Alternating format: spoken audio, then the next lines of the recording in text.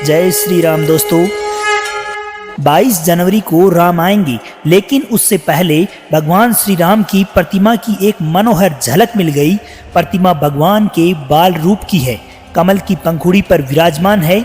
मूर्ति की बाएं हाथ में धनुष बाण है और साथ ही भगवान विष्णु के सभी 10 अवतार हैं। भगवान श्री राम की प्राण प्रतिष्ठा के बाद जब मूर्ति के मुंह से कपड़ा हटाया जाएगा, तब इस प्रतिमा के पूर्ण दर्शन हो पाएंगे। इससे पहले कार्यशाला से प्रतिमा की जो तस्वीर सामने आई है, वह आंखें बनने से पहले की है। बहरहाल इस तस्वीर को देखकर राम भक्तों में जुनून और उत्साह की सीमा नहीं है। नव्य, दिव्य और भव्य, मंगल करने वाले, अमंगल को हरने वाले प्रभु श्री राम, राम मंदिर में जिनके बाल रूप के दर्शन हेतु हर मन में जिज्ञासा थी, वह रूप, वह तस्वीर सामने आ गई है।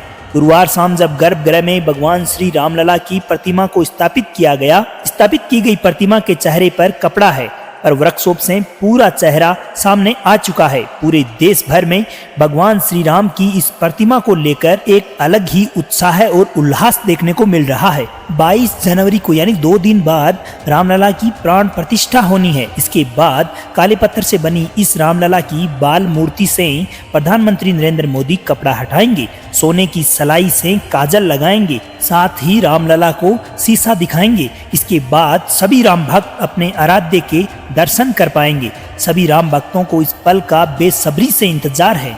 रामलला की ये मूर्ति कर्नाटक के मूर्तिकार अरुण योगीराज ने एक ही पत्थर को तराश कर बनाया है, यानी इसमें कहीं पे भी किसी प्रकार का जोड़ नहीं है। मूर्ति की विशेष बात यह है कि इसमें भगवान के सभी 10 अवतार दिखाए गए हैं। हनुमान और गरुड़ भी मौजूद है। सबसे ऊपर स्वास्तिक, ओम, चक्र, गदा और भगवान सूर्य देव विराजमान हैं। करीब 200 किलो वजन वाली ये प्रतिमा दक्षिण भारतीय शैली में बनाई गई है। मूर्ति को देखकर ये माना जाता है कि मूर्ति उत्तर भारत और दक्षिण भारत को जोड़ने का प्रतीक है। रामलला की प्रतिमा कमल के पुष्प पर विराजमान है। जब रामलला की प्राण प्रतिष्ठा होगी तो भगवान श्री राम बाएं हाथ में धनुष लिए होंगे और साथ ही सर पे सोने का मुकुट पहनाया जाएगा। राम भक्तों को प्राण प्रतिष्ठा की प्रतीक्षा है। पूरी अयोध्या राम नाम के धुन में मगन है। मंदिर परिसर में पूरी विधि विधान के साथ विशेष पूजा का आयोजन जारी है।